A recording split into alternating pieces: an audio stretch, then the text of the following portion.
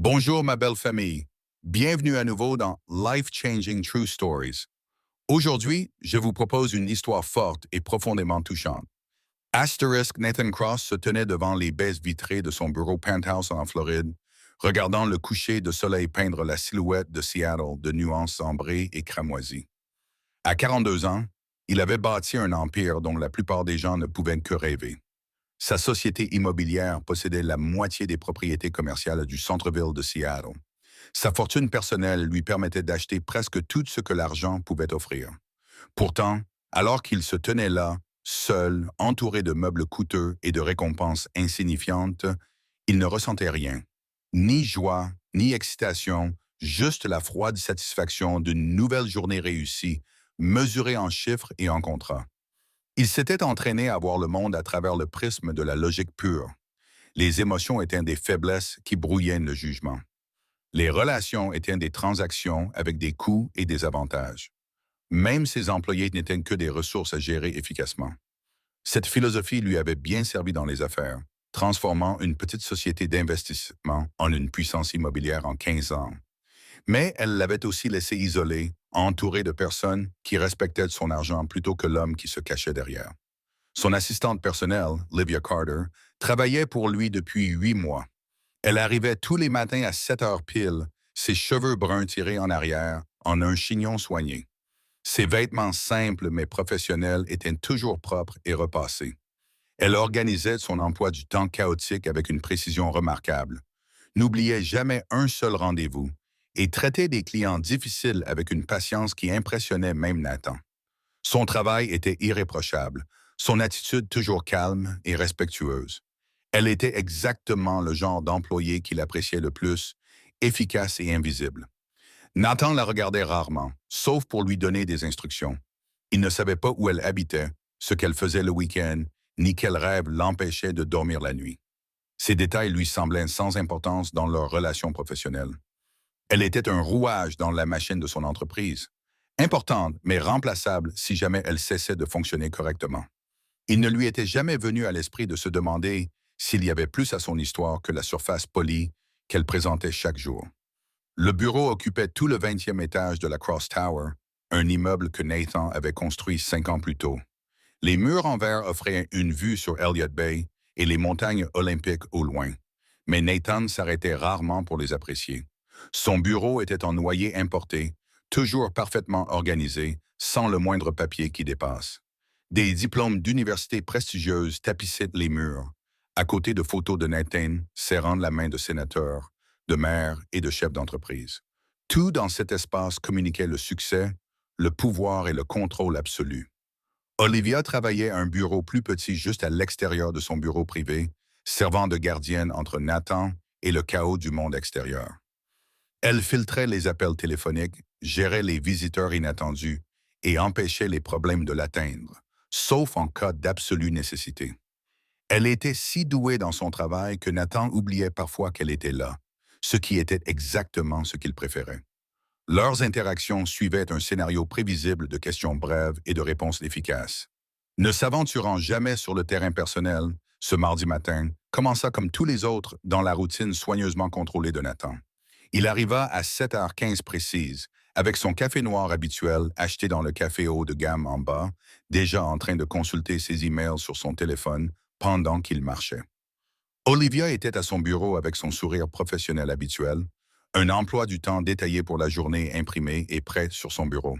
Son salut était poli et bref, exactement comme il se devait. Nathan a hoché la tête sans vraiment la regarder, a pris le planning et a fermé la porte de son bureau comme il le faisait toujours. La matinée s'est écoulée dans un tourbillon de conférences téléphoniques et de négociations de contrats. Nathan a examiné les projections financières d'un nouveau projet de développement. Il s'est disputé avec des entrepreneurs au sujet de retard dans la construction et a rejeté 3 propositions différentes pour la conception d'un complexe commercial.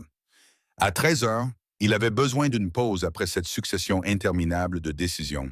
Il se rendit dans la petite kitchenette de leur étage pour se resservir du café, l'esprit encore occupé par les chiffres de la dernière présentation. C'est alors qu'il remarqua quelque chose d'inhabituel sur le bureau d'Olivia. Un récipient en plastique transparent était posé à côté de son ordinateur, complètement vide. Il n'y avait ni miettes, ni taches de sauce, ni aucune trace indiquant qu'il avait contenu de la nourriture. Le récipient était impeccable, comme si quelqu'un l'avait nettoyé avec un soin obsessionnel. Nathan fronça les sourcils, intrigué par ce détail étrange qui semblait déplacé dans leur environnement de travail habituellement parfait. Il jeta un coup d'œil à l'horloge accrochée au mur. Il était plus de 13 heures, l'heure du déjeuner était bien avancée. Olivia n'était pas à son bureau. Il est probablement dans les toilettes. Quelque chose dans ce récipient vide provoquait un sentiment de malaise dans la poitrine de Nathan, une sensation qu'il ne pouvait pas immédiatement identifier. Pourquoi quelqu'un laisserait-il un récipient vide traîner comme ça? Pourquoi ne pas simplement le jeter ou le mettre dans un sac? Ces questions le tourmentaient avec une persistance surprenante. La curiosité, une émotion qu'il réprimait normalement dans le contexte professionnel, commença à s'éveiller dans un coin oublié de son esprit.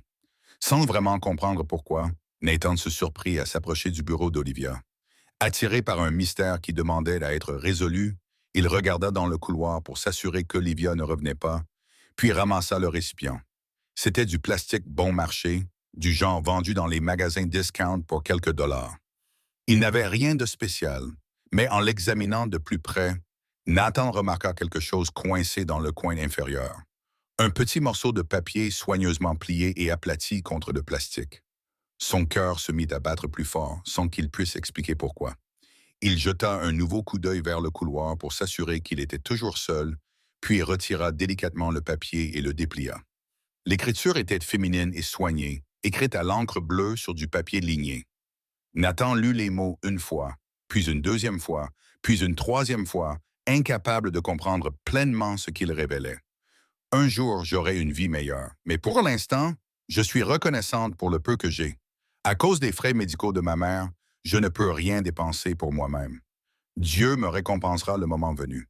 La note était simplement signée de la lettre O. Les mains de Nathan tremblaient tandis qu'il tenait le papier.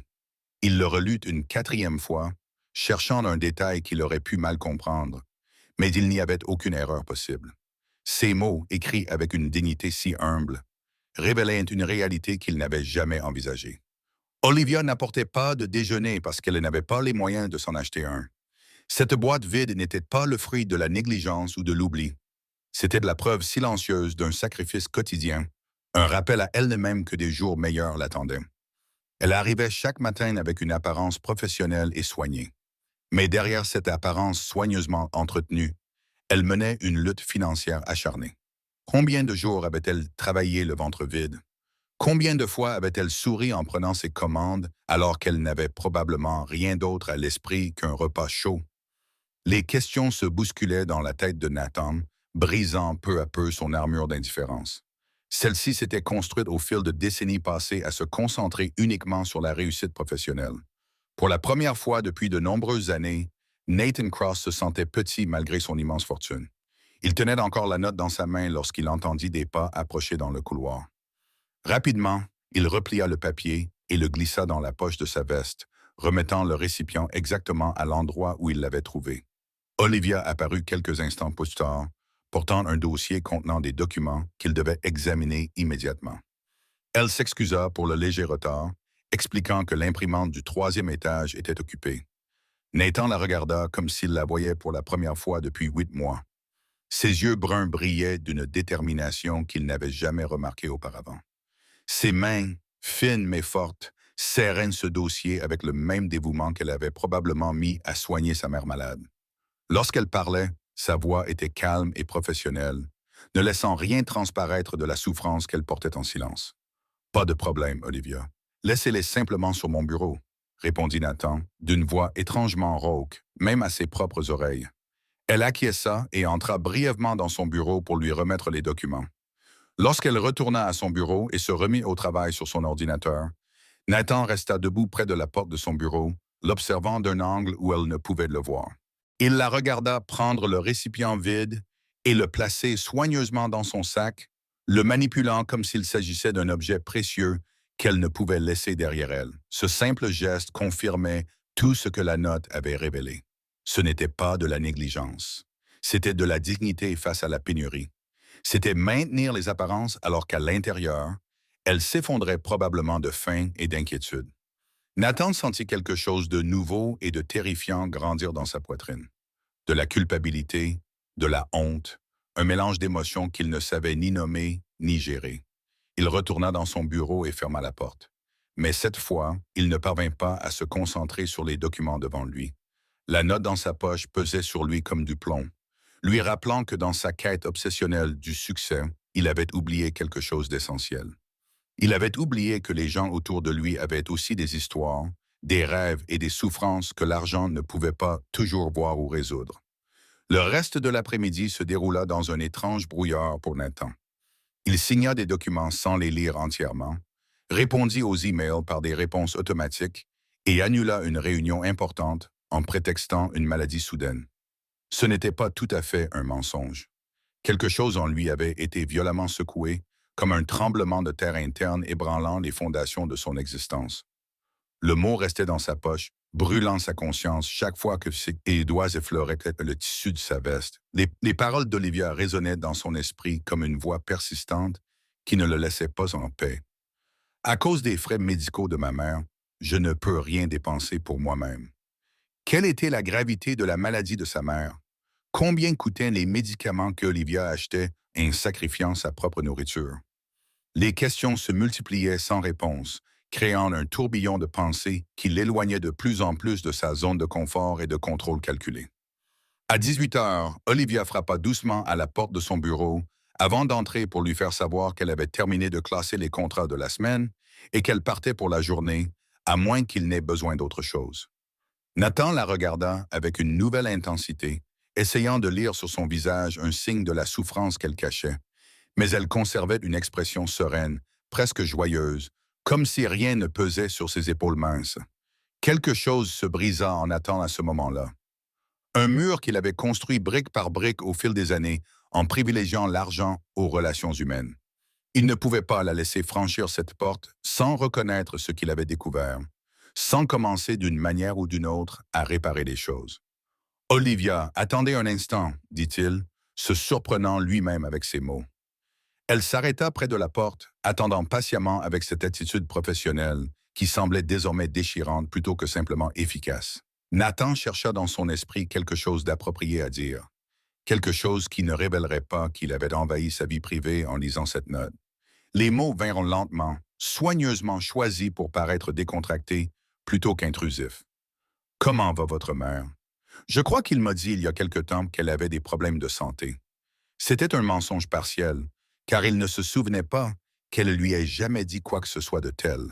En fait, il ne lui avait jamais posé une seule question personnelle en 8 mois. Mais c'était la seule façon qu'il avait trouvée pour entamer la conversation sans avouer ce qu'il avait fait. Le visage d'Olivia s'illumina d'un mélange de surprise et de gratitude sincère qui fit mal au cœur à Nathan. « Merci de vous en inquiéter, Monsieur Cross. Ma mère se bat. Elle souffre d'un diabète avancé et ses reins ont commencé à défaillir il y a quelques mois. C'est compliqué, mais Dieu nous donne la force chaque jour. » Sa voix se brisa légèrement à la fin, une fracture à peine perceptible dans son armure de force.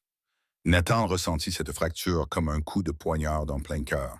Il comprit alors le message avec une douloureuse clarté. Les médicaments pour le diabète et la dialyse étaient terriblement coûteux. Même pour quelqu'un ayant un emploi stable, pour quelqu'un gagnant un salaire d'assistant, cela devait être un fardeau écrasant. Nathan se leva de son bureau, poussé par une impulsion qu'il ne pouvait pas vraiment expliquer. « Olivia, si vous avez besoin de quoi que ce soit, si je peux vous aider d'une manière ou d'une autre, » Les mots restèrent coincés dans sa gorge. Comment pouvait-il offrir son aide sans paraître condescendant? Comment pouvait-il effacer 8 mois d'indifférence d'un seul geste soudain d'attention? Mais avant qu'il n'ait pu finir sa pensée, Olivia lui sourit avec une chaleur si sincère qu'il en eut le souffle coupé. « Vous êtes très gentil, Monsieur Cross, mais nous nous débrouillerons. Nous nous débrouillons toujours. De plus, ce travail est une énorme bénédiction. Il me permet de payer certains traitements. Et c'est déjà plus que ce que beaucoup de gens ont. » Ces paroles, prononcées avec une sincérité absolue, étaient pires que n'importe quel reproche. Elle le remerciait de lui avoir donné un travail alors qu'elle souffrait en silence de la faim. Elle lui souriait tout en portant un fardeau qui aurait détruit des personnes plus faibles. Nathan comprit à cet instant que tout ce qu'il croyait savoir sur le succès et le bonheur était faux. Olivia Carter, avec sa boîte à lunch vide et ses fardeaux impossibles à porter, avait plus de grâce et de force qu'il n'en avait jamais eu malgré ses millions. Et d'une manière ou d'une autre, sans le vouloir ni même le prévoir, elle avait ouvert une brèche dans son cœur soigneusement gardée. Il n'était pas sûr de pouvoir la refermer. Nathan ne put dormir cette nuit-là. Sa maison au bord de l'eau, avec ses 6 chambres vides et ses meubles minimalistes coûteux, lui semblait plus froide et plus vide que jamais. Il marcha pieds nus sur le sol en marbre, écoutant le bruit des vagues qui s'écrasaient contre le rivage en contrebas de sa propriété. Le mot laissé dans la boîte à lunch d'Olivia était toujours dans la poche de sa veste à l'étage, mais les mots étaient gravés dans sa mémoire avec une précision photographique. Il essaya de se souvenir de la dernière fois où il avait vraiment vu une autre personne. Non pas comme un rouage de sa machine commerciale, mais comme un être humain à part entière, avec ses peurs, ses rêves et ses combats invisibles. Le souvenir ne lui revenait pas. Toute sa vie d'adulte avait été une ascension obsessionnelle vers la réussite matérielle. Sans s'en rendre compte, il avait piétiné tout ce qui rendait la vie digne d'être vécue. Il avait abandonné ses amitiés pour des réunions d'affaires.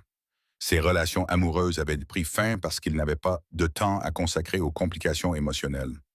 Les membres de sa famille avaient cessé de l'appeler après avoir reçu pendant des années des messages brefs et froids. À 3 heures du matin, Nathan était assis sur le canapé de son salon, un verre de whisky intact à la main. Pour la première fois depuis des décennies, il était confronté à une vérité terrifiante. Il était riche en argent, mais complètement pauvre en relations humaines réelles. Il avait bâti un empire de béton et de contrats, mais vivait dans un désert émotionnel où personne ne le regretterait sincèrement s'il disparaissait demain. Ses employés le respectaient par peur ou par commodité. Ses partenaires commerciaux le toléraient pour leurs bénéfices mutuels. Ses connaissances le flattaient, espérant obtenir des faveurs. Mais qui se souciait réellement de lui en tant que personne? Qui écrirait une note remerciant Dieu pour son existence? Personne. La réponse le frappa avec une brutalité évidente. Alors qu'Olivia luttait contre la pauvreté matérielle, elle avait une mère qui l'aimait et la protégeait. Lui n'avait absolument personne. Sa fortune ne pouvait acheter ce qu'elle possédait naturellement. Un but, un amour inconditionnel, des raisons de se lever chaque matin au-delà du prochain million de dollars. Le lendemain matin, Nathan arriva au bureau avec une nouvelle détermination qui brûlait dans sa poitrine. Il trouva Olivia déjà à son bureau, préparant son emploi du temps quotidien avec son efficacité habituelle. Mais cette fois, Nathan ne se contenta pas de prendre les papiers et de fermer sa porte. Il s'arrêta, la regarda vraiment et prononça des mots qui les surprirent tous les deux. Olivia, je veux que vous preniez votre après-midi. Va à l'hôpital avec ta mère.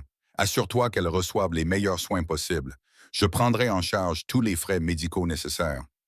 Sa voix était ferme, utilisant le ton autoritaire qu'il employait dans les négociations importantes. Il s'attendait à ce qu'elle accepte sans poser de questions, comme elle le faisait pour toutes ses instructions de travail. Mais cette fois-ci, c'était différent. Olivia le regarda avec des yeux brillants de larmes contenues. Elle était tiraillée entre un besoin désespéré et la fierté qui la maintenait debout. Monsieur Cross, je ne peux pas accepter cela. C'est trop généreux, et ce ne serait pas juste. Sa voix tremblait désormais sans dissimulation, révélant le combat intérieur qu'elle menait. Nathan contourna son bureau et s'approcha d'elle, réduisant la distance professionnelle qu'il avait toujours maintenue religieusement. Olivia, regardez-moi, ce n'est pas de la charité, c'est de la justice. Vous avez travaillé sans faille pendant 8 mois. Vous n'avez jamais manqué un seul jour. Vous méritez bien plus que ce que je vous ai donné. À commencer par cela, votre santé et celle de votre mère sont la priorité.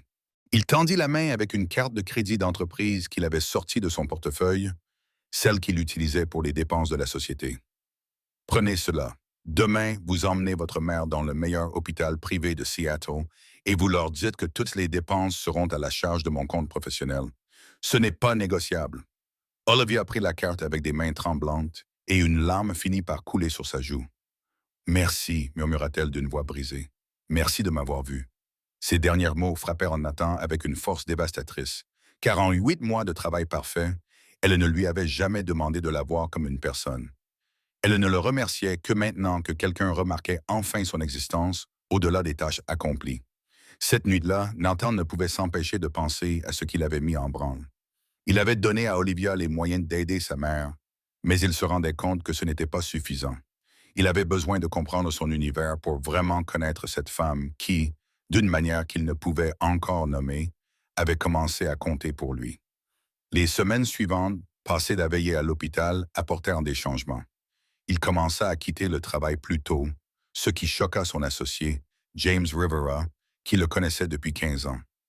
Nathan se mit à poser à Olivia des questions qui n'avaient rien à voir avec les horaires de travail ou les contrats commerciaux.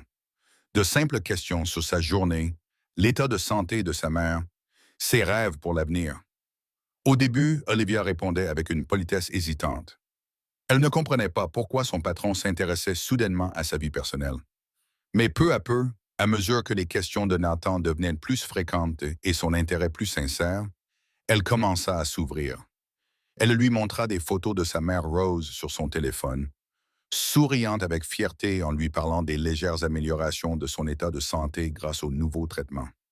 Elle lui parla de son rêve d'étudier un jour la gestion d'entreprise, un projet qu'elle avait dû mettre de côté pour travailler et s'occuper de Rose. Chaque révélation renforçait l'admiration de Nathan. Elle faisait naître en lui un sentiment chaleureux et effrayant qu'il n'osait pas encore nommer.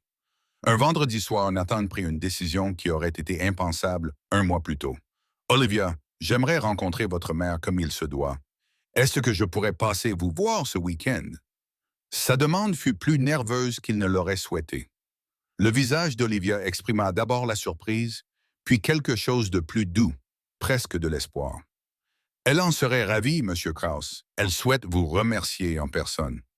Le samedi après-midi, Nathan se rendit en voiture dans un quartier modeste de la banlieue de Seattle, à 1000 lieues de son manoir en bord de mer et de son bureau penthouse en centre-ville. La maison de Rose Carter était petite mais impeccablement entretenue, avec des jardinières aux fenêtres et un minuscule jardin devant la maison qui témoignait d'un soin particulier malgré des ressources limitées. Lorsque Rose ouvrit la porte, s'appuyant légèrement sur une canne, Nathan fut frappé par la chaleur de son sourire. « Vous êtes donc le patron d'Olivia. Que Dieu vous bénisse pour votre gentillesse à notre égard, Monsieur Cross. » Sa voix était douce mais ferme, empreinte d'une foi inébranlable. La maison était meublée simplement, et les murs étaient décorés de photos de famille et d'images religieuses. Mais ces pièces modestes dégageaient plus de chaleur que toutes les propriétés luxueuses de Nathan réunies. Rose insista pour préparer du thé et servir des biscuits faits maison, se déplaçant lentement, mais avec une belle dignité. Nathan s'assit sur un canapé usé mais propre, buvant son thé dans une tasse ébréchée, et se sentit plus chez lui qu'il ne l'avait été depuis des années. Il regarda Olivia aider sa mère avec une tendresse infinie, anticipant chaque besoin sans que Rose se sente impuissante. À ce moment-là, assis dans un humble salon avec deux femmes remarquables, Nathan comprit quelque chose que son argent ne lui avait jamais appris. Le vrai luxe, c'était d'avoir quelqu'un à aimer et qui vous aimait en retour. Sans condition ni contrat, la crise qui a tout changé novembre est arrivée. Avec les premières pluies hivernales et un bonheur fragile que Nathan commençait à croire durable, il avait pris des dispositions pour que Rose reçoive les meilleurs soins médicaux possibles. Il avait engagé une infirmière à temps partiel pour l'aider dans ses tâches quotidiennes et avait même commencé à dîner chez eux une fois par semaine. Ces soirées devinrent le moment fort de la semaine pour Nathan, rempli de rires, d'histoires et d'un sentiment d'appartenance qu'il n'avait jamais connu. Mais le bonheur s'avéra fragile face à la cruauté de la maladie. Un mercredi matin glacial, le téléphone de Nathan sonna à 5 heures du matin. La voix d'Olivia était affolée. « Nathan, il y a quelque chose qui ne va pas avec ma mère. Ou elle ne réagit pas normalement. Sa respiration est bizarre. S'il te plaît, je ne sais pas quoi faire. » Nathan se leva instantanément, enfila ses vêtements tout en restant au téléphone. « Appelle une ambulance. J'arrive tout de suite. Reste calme, Olivia. Nous allons surmonter cela. » Il roula à travers les rues désertes avant l'aube plus vite qu'il n'avait jamais roulé, le cœur battant de peur. Lorsqu'il arriva chez eux, les ambulanciers étaient déjà en train de charger Rose dans l'ambulance. Olivia pleurait, essayant de monter avec sa mère. « Je viens avec vous, » dit Nathan fermement, en prenant la main d'Olivia. À l'hôpital, les médecins travaillèrent pendant des heures, tandis que Nathan et Olivia attendaient dehors, enlacés. Nathan se surprit à prier un Dieu qu'il avait ignoré pendant des décennies, faisant des promesses désespérées pour que Rose survive. Lorsque le cardiologue sortit enfin, son expression révéla la mauvaise nouvelle avant même qu'il ne parle. Elle avait eu une grave complication, une crise cardiaque mineure causée par le stress que sa maladie rénale avait fait subir à son cœur. Nous l'avons stabilisée, mais son corps est très affaibli. Les prochains jours seront critiques. Livia s'effondra dans les bras de Nathan, sanglotant d'une douleur qu'il ressentait comme sienne. Elle ne peut pas partir maintenant, répétait-elle à travers ses larmes. Je ne suis pas prête à lui dire au revoir. S'il te plaît, Dieu, ne la prenne pas encore. Les 3 jours suivants furent brutaux.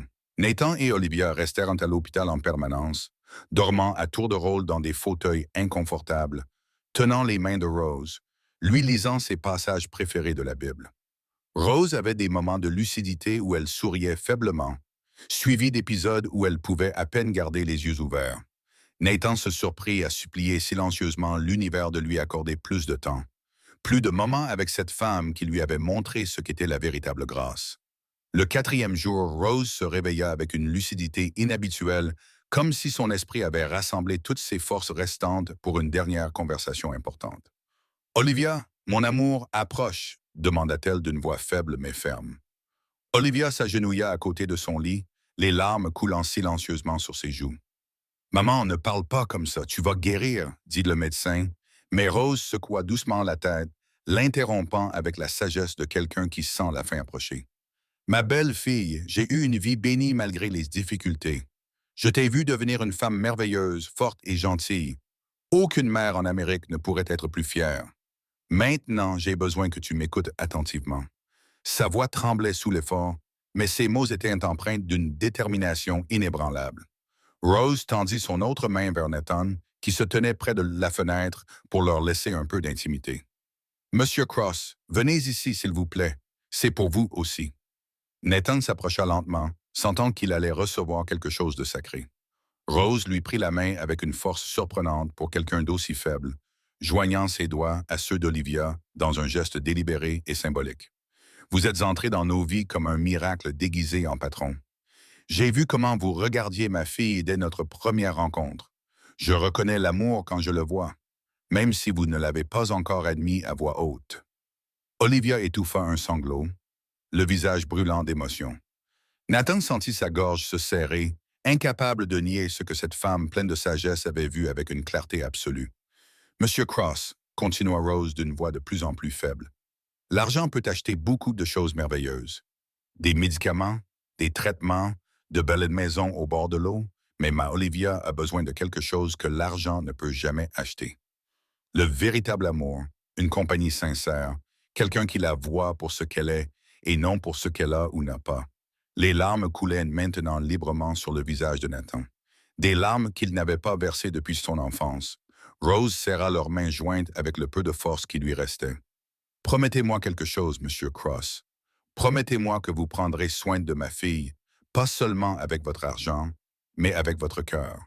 Promettez-moi que vous ne la laisserez jamais seule, que vous l'aimerez dans les bons comme dans les mauvais jours, que vous serez pour elle ce que l'argent ne pourra jamais être, un véritable compagnon de vie. Sa voix se brisa sur le dernier mot et les machines se mirent à émettre des signaux d'alarme. Les infirmières et les médecins se précipitèrent, écartant doucement Nathan et Olivia pour travailler frénétiquement. Mais avant qu'ils ne soient complètement séparés, Nathan serra la main de Rose et prononça les mots les plus importants de sa vie. « Je promets de l'aimer de tout mon être et de tout ce que j'ai. Elle ne sera jamais seule.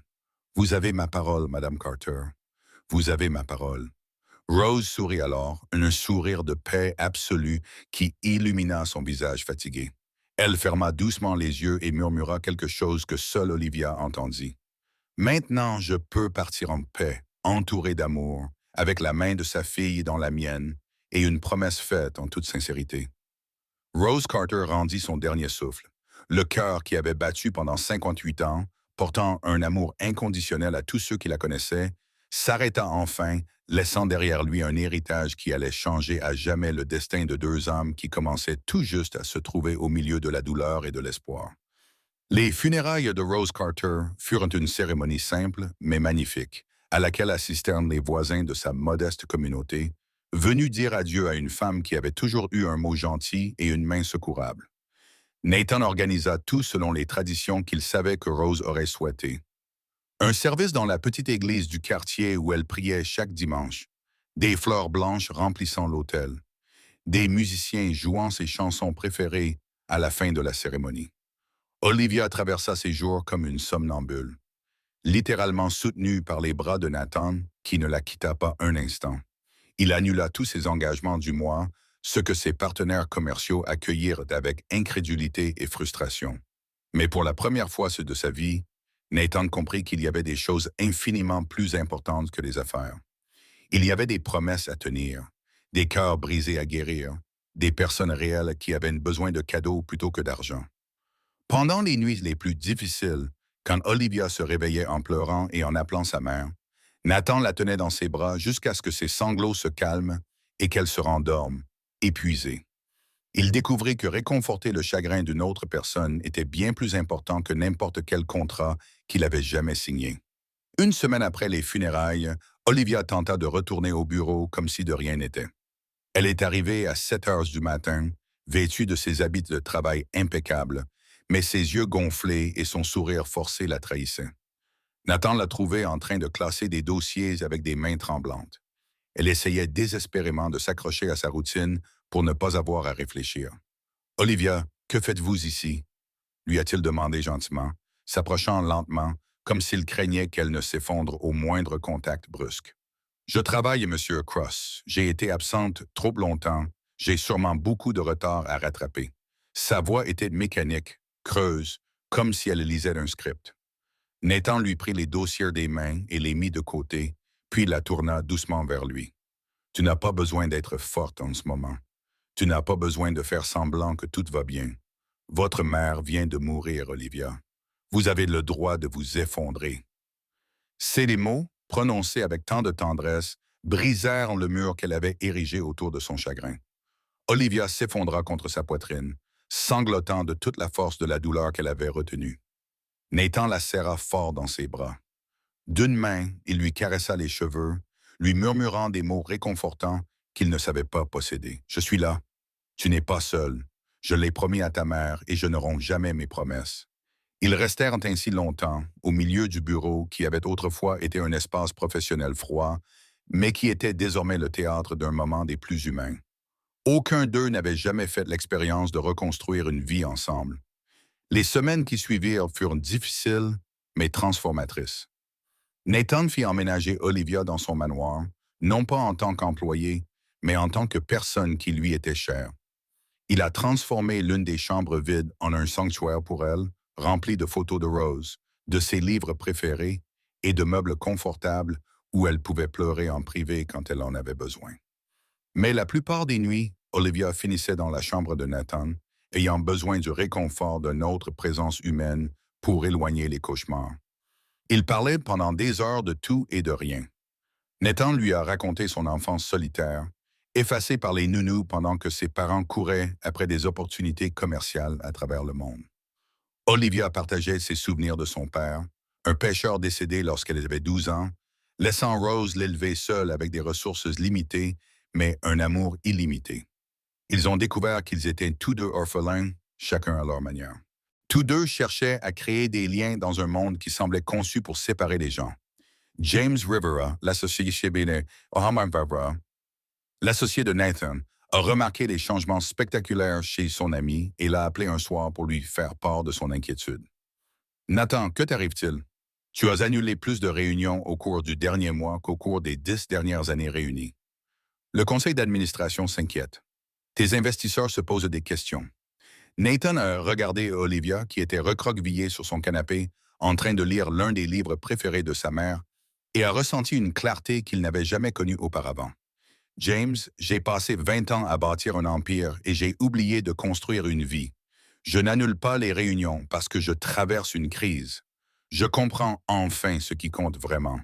Si le conseil d'administration ne peut pas comprendre cela, c'est peut-être que je travaille avec les mauvaises personnes. » Le silence à l'autre bout du fil était profond. Finalement, James a parlé doucement. « Tu es amoureux d'elle, n'est-ce pas? Ton assistante. Ce n'était pas vraiment une question. Nathan a souri et réalisant la vérité qu'il avait éludée pendant des semaines. Oui, je suis complètement et désespérément amoureux d'elle. Et avant que tu ne dises quoi que ce soit sur les complications ou les limites professionnelles, je m'en fiche. Elle est la meilleure chose qui me soit arrivée. James éclata alors d'un rire chaleureux que Nathan n'avait pas entendu depuis des années de la part de son partenaire habituellement sérieux. Il était temps, mon ami. Je commençais à penser que tu n'avais pas de cœur. Amène-la dîner la semaine prochaine. Ma femme voudra rencontrer la femme qui a accompli ce miracle. La promesse fut tenue 3 mois après la mort de Rose. Un soir de février, alors que la pluie tombait doucement contre les fenêtres, Nathan et Olivia étaient assis ensemble, regardant les lumières de la ville se refléter sur l'eau.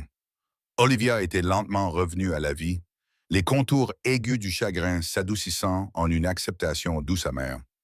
Elle s'était inscrite à des cours du soir en commerce, poursuivant le rêve que sa mère l'avait toujours encouragée à réaliser. Elle souriait plus souvent maintenant, des sourires sincères qui atteignaient ses yeux. Nathan avait changé lui aussi. Son bureau ne lui semblait plus être un temple froid dédié à la réussite, mais un lieu où se déroulait un travail utile. Il avait créé une fondation au nom de Rose qui fournissait une aide médicale aux familles confrontées à des maladies chroniques. Il passait plus de temps avec des personnes réelles et moins de temps avec des feuilles de calcul. Son manoir, autrefois une vitrine vide, ressemblait désormais à un foyer rempli de rire, d'odeurs de cuisine et du silence confortable de deux personnes qui se connaissaient vraiment. J'ai réfléchi, dit Nathan doucement, en prenant la main d'Olivia dans la sienne. Ta mère m'a fait promettre de prendre soin de toi, de t'aimer dans les bons comme dans les mauvais jours. Je veux tenir cette promesse pour le reste de ma vie. Il fouilla dans sa poche et en sortit une petite boîte en velours. Il l'ouvrit pour révéler une bague en diamant simple mais magnifique. Olivia Carter, tu es entrée dans mon bureau il y a 8 mois en tant qu'employée, mais tu es devenue bien plus que cela. Tu m'as appris ce qu'était le courage. Tu m'as montré que la force ne réside pas dans l'argent ou le pouvoir, mais dans le fait de se lever chaque jour et de faire ce qui doit être fait, même lorsque c'est incroyablement difficile. Tu m'as fait ressentir des choses que je pensais incapable de ressentir. Sa voix se brisa sous le coup de l'émotion. Je ne te mérite pas, mais j'ai promis de passer chaque jour à essayer d'être digne du cadeau que ta mère m'a fait lorsqu'elle m'a demandé de t'aimer. Veux-tu m'épouser? Des larmes coulaient sur le visage d'Olivia, mais elle souriait. Elle souriait sincèrement, d'un sourire qui illuminait tout son être. Oui, 1000 fois oui. Oui, ma mère le savait avant nous. Elle a vu ton cœur alors que tu ne pouvais pas le voir toi-même. Nathan glissa la bague à son doigt et l'embrassa avec tout l'amour qu'il avait gardé enfoui pendant 42 ans. Lorsqu'ils se séparèrent enfin, Olivia murmura contre ses lèvres. Elle serait si heureuse en ce moment. Elle disait toujours, « Dieu me récompensera quand le moment sera venu. » Je pense que tu es la récompense dont elle parlait. Non, corrigea Nathan doucement en essuyant ses larmes. Tu étais ma récompense. Toi et ta mère m'avez sauvé d'une vie qui semblait réussie, mais qui était complètement vide. J'étais l'homme pauvre le plus riche de Seattle jusqu'à ce qu'une boîte à lunch vide me montre ce qui me manquait. Un nouveau départ, le mariage eut lieu dans la petite église où ils avaient fait leurs adieux à Rose. Entourés d'amis de leurs deux mondes, les voisins de l'ancienne communauté d'Olivia étaient assis à côté de riches associés, créant un mélange inhabituel mais magnifique de personnes qui n'auraient normalement jamais occupé le même espace. Teresa, la vieille gouvernante de Nathan, qui avait vu son employeur se transformer au cours des derniers mois, a pleuré de joie tout au long de la cérémonie, tandis que Nathan et Olivia échangeaient leurs vœux, promettant de s'aimer dans la maladie et la santé, dans la richesse et la pauvreté. Tous deux ont senti la présence de Rose comme une bénédiction chaleureuse qui les entourait. La réception a eu lieu dans le manoir de Nathan, qu'Olivia avait aidé à transformer d'un lieu d'exposition froid en une maison chaleureuse. Les photos de Rose occupaient une place d'honneur, rappelant à tous que l'amour arrive parfois par des messagers inattendus. James Vera a porté un toast qui a fait rire et pleurer tout le monde.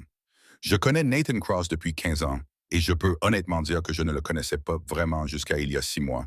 Il était mon partenaire commercial, mais il n'était pas mon ami, car il ne laissait personne s'approcher suffisamment pour nouer une amitié. Puis Olivia est entrée dans sa vie. Ou plus exactement, il a enfin ouvert les yeux et l'a vue. Elle ne l'a pas changé. Elle a révélé qui il était réellement sous toute cette armure. À Olivia, la femme qui a accompli le miracle de rendre à Nathan son humanité. Ce soir-là, alors qu'ils dansaient ensemble sous les guirlandes lumineuses de la terrasse surplombant l'eau, Olivia a murmuré à l'oreille de Nathan. Tu te souviens de ce que disait mon mot dans la boîte à lunch? Qu'un jour j'aurais une vie meilleure. Nathan acquiesça, se souvenant de chaque mot de ce mot qui avait tout changé. Ce jour est arrivé. C'est la vie meilleure pour laquelle ma mère et moi avions prié. Pas à cause de l'argent ou de la grande maison, mais parce que j'ai trouvé quelqu'un qui me voit vraiment et qui aime ce qu'il voit. Nathan la serra plus fort dans ses bras, submergé par la gratitude pour un récipient en plastique vide et un petit mot qui lui avait ouvert les yeux sur ce qui comptait vraiment. Je te vois, Olivia Cross. Je vois ta force, ta gentillesse, ton incroyable capacité à aimer même lorsque la vie était incroyablement difficile. Et je passerai le reste de ma vie à m'assurer que tu ne te sens plus jamais invisible. Des années peu plus tard, lorsque les gens demandaient à Nathan Cross ce qui avait fait son succès, il souriait et leur parlait d'une boîte à lunch vide, de la sagesse d'une femme mourante et d'une jeune femme dont le courage discret lui avait appris que la plus grande richesse n'avait rien à voir avec l'argent. Il leur disait que le véritable succès se mesure à l'amour donné et reçu, aux promesses tenues, au fait d'être vraiment vu par une autre âme humaine.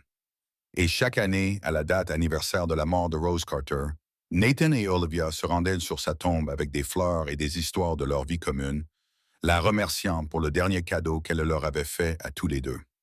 Le cadeau de voir que l'amour, et non l'argent, est la monnaie qui compte vraiment. Le cadeau de comprendre que parfois, les choses les plus précieuses se trouvent dans les emballages les plus simples, comme un mot plié dans une boîte à lunch vide, attendant de tout changer. Cette histoire nous rappelle que la véritable richesse ne se mesure pas en compte bancaire ou en possession matérielle. Les personnes les plus riches sont celles qui aiment profondément et qui sont profondément aimées en retour. Parfois, il faut une perte pour nous apprendre ce qui compte, et parfois, les plus grandes fortunes se trouvent dans les endroits les plus inattendus. Merci d'avoir pris le temps d'écouter cette histoire. Si vous avez apprécié ce contenu, n'oubliez pas de cliquer sur J'aime, de partager cette histoire avec vos amis et votre famille, et de vous abonner à la chaîne pour ne pas manquer d'autres histoires significatives.